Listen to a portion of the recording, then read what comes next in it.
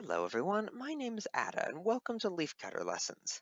Today's video is actually the very first wildlife education video I ever made, and I originally uploaded it to BovineTerror, but it made a lot more sense to be on this channel, so I'm moving it here with a handful of edits to make it a little bit better. For context of the video, when I'm wearing the Australian hat, I'm BovineTerror, and those are the examples of good things you should do, and when I'm wearing the pirate hat, I'm Cowspook, the editor, and those are the examples of bad things you definitely should not do. Well, after clearing that up, please enjoy the video. Together, we will be showing you all the importance of living with snakes and proper snake safety in North America. To begin, let's start with all the reasons everyone should actually want to live alongside snakes. Snakes are an important part of many ecosystems in North America, and help to control the populations of many animals like rodents and locusts, who, without the control that snakes impose on them, would increase their populations immensely. A study conducted by the United States Environmental Protection Agency, the EPA, estimated that nearly $2 billion were spent by farmers on insecticides in the United States in 2012, and this figure had only increased each year in the time frame they did this study, which was from 2005 to 2012. Many of the insects that farmers aim to control are eaten by many snake species. If snakes are left to consume these insects, farmers can save a lot of money on insecticides and destroy crops. Another study done by Specialty Consultants LLC reported that the total pest control industry in the United States earned around $8.6 billion in 2017, which was an increase from 2016 where $8.1 billion were earned. This is a more generalized figure, however, it includes pests like rodents and insects that snakes eat. These numbers would be far larger if snakes were not around to eat these pests, so snakes help people immensely by saving them money on pest controls. Now, a lot of people do understand the benefits that snakes provide people economically, but a lot of them argue that the risks snakes pose to humans, in the form of deadly bites, far outweigh the benefits they provide for us. This, however, is very untrue. First, in North America, there are around 300 species of snakes. This number is pretty highly debated, species getting named or reclassified or things like that. But of those 300 species, only around 45 of them are venomous. This means that there are around 255 non-venomous snake species in North America, which means that the vast majority of snakes someone living in North America will encounter will not be dangerous in any way. Second, the danger of snake bites is severely exaggerated in developed countries in North America.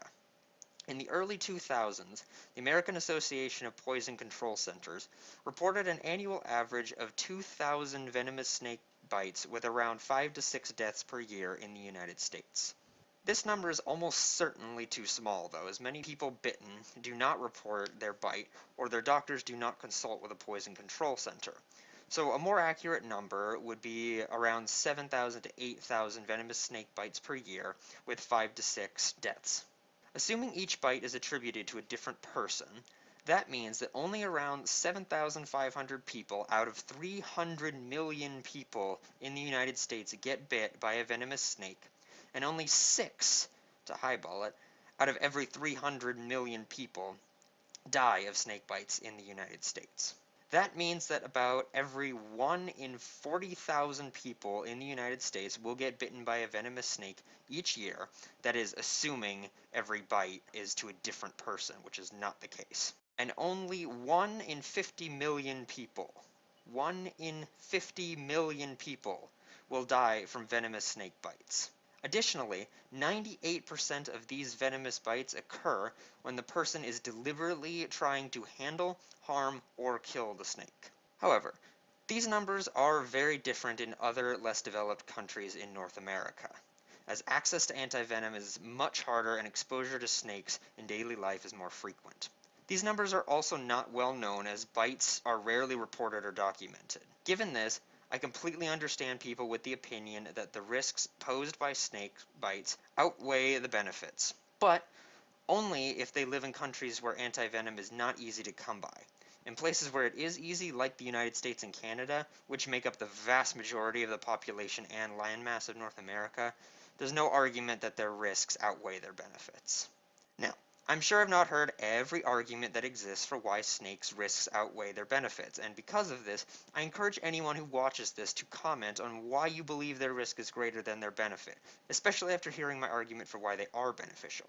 Also, if people have further arguments for why snakes are more beneficial than harmful, please also leave comments saying what they are, because I would love to hear about them. Also, remember that this is North America specifically. It is a very different story in other continents, and a whole different video could be made for each continent with very, very different information. So, at least for now, let's leave the conversation in North America. Now, you may be thinking, okay, it's a good idea to let snakes do their thing because they are beneficial, but what if they come into my yard, or they're at my campsite, or they're near me at the park I'm visiting, or anywhere in my vicinity for that matter? Well, that is exactly what I shall be teaching all of you in this video. I shall be showing you a number of scenarios using a fake snake that doesn't even really look like a snake so as not to frighten anyone who may be watching this and may have extreme phobias for snakes. And I shall be showing you what to do in each scenario, and my friend Cowspook will be showing you what you should not do. So, let's say you're visiting a park you like, or perhaps it's a wilderness area, or you're working outside. You decide. The scenario will be unchanged regardless. Just a note, I am filming this in winter, so there will not be snow on the ground if you encounter a snake. But I'm a busy college student, and this was the only time I could go film this. So, just use your imagination. If you do find a snake in the snow, though, send me a picture of that, because that'd be cool. I want to see that. I don't wonder why the snake's out in the snow. Poor snake. Anyway, so you are just walking around enjoying the scenery when you see a snake on the ground. Now, there are a few options you have if you see this, but first let's look at what you should not do, and Cowspook is going to show you what not to do. Trying to pick up the snake. As we've discussed earlier in the video, 98% of venomous snake bites in the US result because people try to handle, harm, or kill the snake. Unless you have been trained by a professional, or are a professional, you should not pick up snakes with your bare or gloved hands. Not only can this get you bit, but snakes are very small compared to you, and you can accidentally harm them if you do not know what you are doing. And the point of this video is to live with snakes and not kill them or harm them. To repeat, never pick up a snake with your bare hands if you have not been directly trained by a professional or are a professional snake handler. For your safety and the safety of the snake, please. Panicking. This just makes you look silly and does not fix the situation in any way. Screaming, running, or anything like this can only lead to you hurting yourself by tripping and falling, hurting others by running into them, hurting the snake by scaring it, or just lead to people looking at you strangely. This can also start panic in people around you, as a screaming person is usually a sign of danger and can cause others around you to hurt themselves or others because they begin panicking as well. This also endangers the snake, as some people have an immediate response of killing snakes for some reason, probably because they haven't watched videos like this. Which brings us to the next bad option. Try to kill and hurt the snake. Not only does this go against the goal of this video, but what does this actually accomplish? The snake is just there.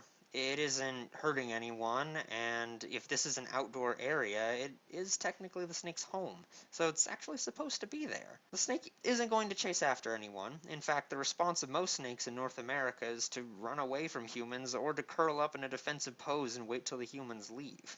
And then after that, leave themselves. Also, as mentioned earlier, trying to kill the snake puts you at risk of getting bit, as 98% of people in the US who get bit by venomous snakes do so while trying to handle, harm, or kill the snake.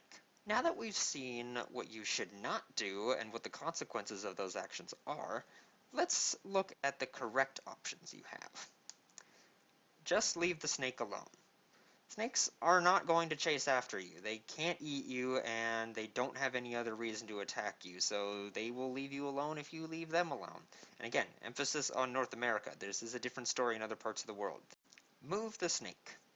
Now, if you're worried that the snake may get hurt, or hurt some unsuspecting or uninformed person or pet, then what you can do is either use a snake hook or a similar device, or even just a long, sturdy stick to gently pick up the snake and carry it away from other people or pets. This keeps your hands away from the snake so it cannot bite you, and minimizes the risk of you harming the snake while carrying it. If the snake will not let you pick it up, just use the same device, stick or snake hook, to guide the snake away from people. Remember, emphasis when you're doing this, be careful with the snake. Be gentle with the snake. You are a lot bigger than the snake. It's not difficult for you to hurt the snake on accident. So if you're going to do this, please be very, very gentle and be very careful with the snake. Call someone else. You can call an animal control center, police, or, if in a state or federal recreation area, the presiding agency of that area, like a park ranger or a forest manager, to come and deal with the snake. If you do not feel comfortable leaving it or dealing with it yourself, this is a good option. Another person you could contact would be someone you know who does feel comfortable dealing with snakes. Then you know if they can help and if they will help the snake or not. This is, of course, only if you know someone who can deal with the snake and not get hurt. Don't try to involve someone if they do not know what to do and could get hurt in the process. That complicates things way, way worse than they need to be. Let others in the area know the snake is there. You do not need to make them scared, and you honestly shouldn't make them scared. Calmly let people who are close to the snake know that the snake is there and reassure them that the snake won't hurt them as long as they don't approach it.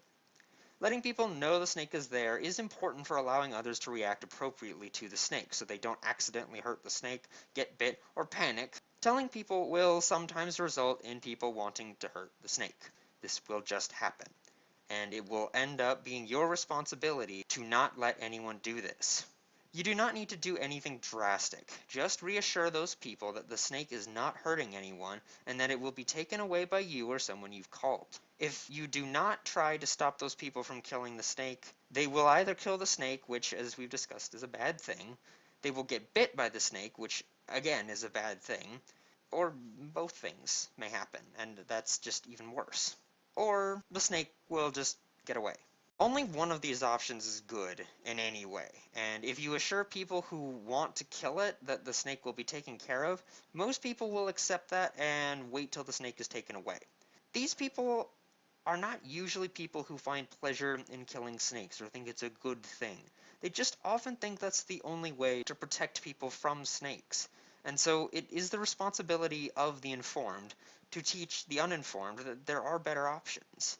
And it's not that these people are stupid, and it's not that these people are ruthless killers or anything like that. They legitimately just don't know. Like, there's a lot of bad stigma about snakes, and it's just up to people who have been taught to teach people who have not been taught that snakes are a good thing, and that snakes really aren't going to hurt you as long as you leave them alone. That's why I made this video in the first place, is to try to inform more people, try to get more people to help snakes out. Now, let's look at a different scenario. After all, you may be thinking, well, it's not a big deal if I'm in a public outdoor setting. It's the snake's home, and I shouldn't be surprised or worried seeing it there. I'm just concerned if I find it in my yard, or my house, or anywhere on my property. What if I leave it alone and later on I don't see it and get bit? Or if there are younger people in the house, like a sibling or a child that may not know how to avoid the snake and could get bit. Or a pet that could do the same thing. Well, again, let's look at another scenario and look at what you should not do. All the same things as in the previous scenario. All these things still apply on your property, and they are just general snake safety guidelines you should always follow. To address the killing or harming it, yes, it is now not where it's supposed to be, at least if it's in your house. So killing it does technically protect yourself from potentially getting bit, but the point of this video is still violated by trying to kill it, and you have the same risk of getting bit by trying to kill it as you did when it was outside. The risk has not changed. The snake still has all the same capabilities it did before. It's just in a new environment that it's not comfortable with. Leaving it there, under certain circumstances. If it is outside or in your yard or property, leaving it where it is still a good option. However, if it is in your house, or you're afraid that a pet or another person on your property may get hurt by it or hurt it, then leaving it where it is not a good idea. If you leave it in your house, it probably won't find its way out of your house and may appear somewhere you don't expect after you've left it, which could result in you getting bit or you hurting it. Also, snakes usually do not have food or water sources they can access within a house. So if you leave them there, they probably won't get out of your house and will die in your house. And dead snakes in your house are bad for a number of reasons that I probably don't have to explain. Lose sight of it. If you lose sight of it, it will be much harder to remove from your home. All the good options for dealing with the snake require that you know where it is. Snakes are very good at hiding. And within your home, they can hide in places you can't get to, like behind or under furniture, or into drawers or holes, or even in places you didn't even know anything could go into. So make sure you keep sight of it and you know where it is. Now, what you should do in this scenario, all the same things as in the first scenario, except leaving it alone as discussed earlier. These are all still good options and should always be what you think about if you see a snake. Stop the snake from leaving the area if it's in your house.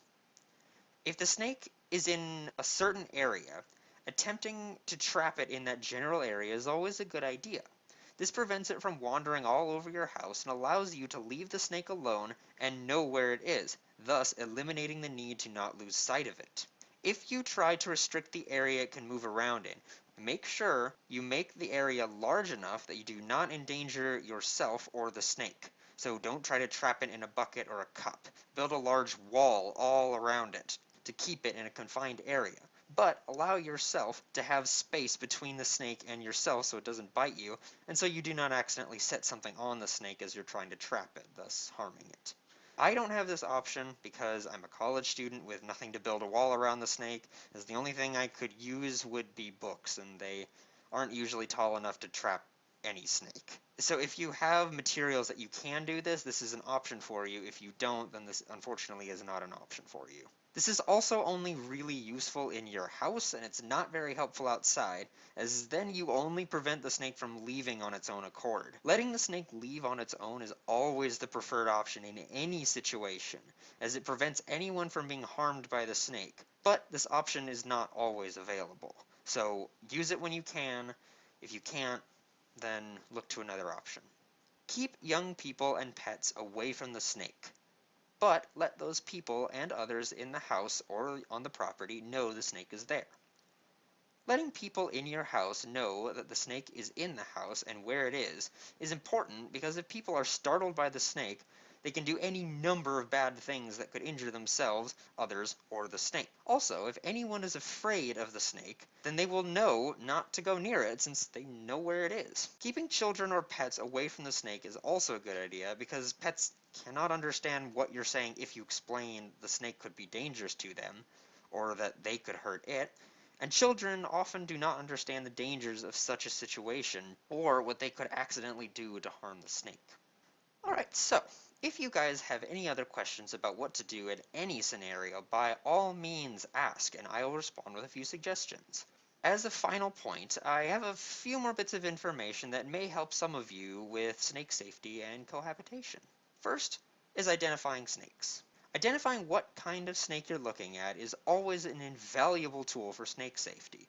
Additionally, it's just fun to be able to know what kind of snake you're looking at. I found a website that I will link in the description that is very useful for identifying snakes in the US and Canada, and allows you to narrow down what snake you're looking at by region you found the snake, which is very helpful as it's often very difficult to pore through guidebooks of entire countries trying to figure out what snakes live in the area you saw the snake. I do apologize, I have not found a very good or free guide for identifying snakes in other North American countries.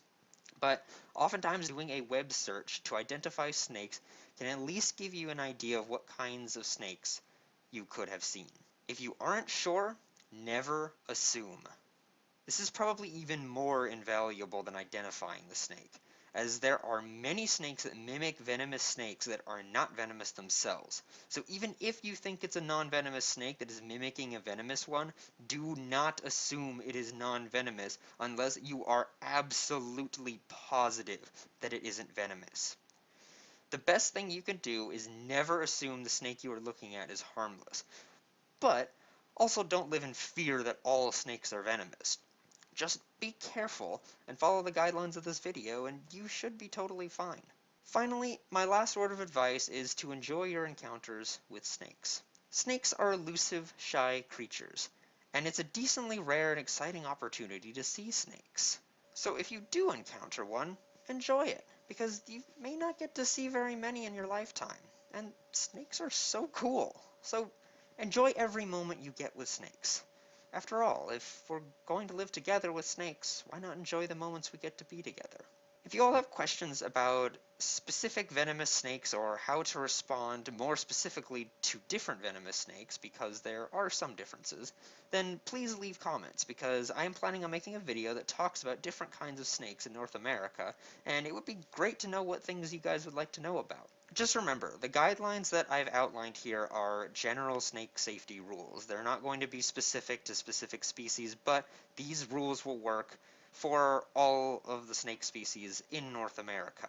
Alright, well, that is all for today, so I hope you guys enjoyed this video, and hopefully are better prepared for what to do if you encounter a snake, and hopefully you like them more, and hopefully you're less afraid of them.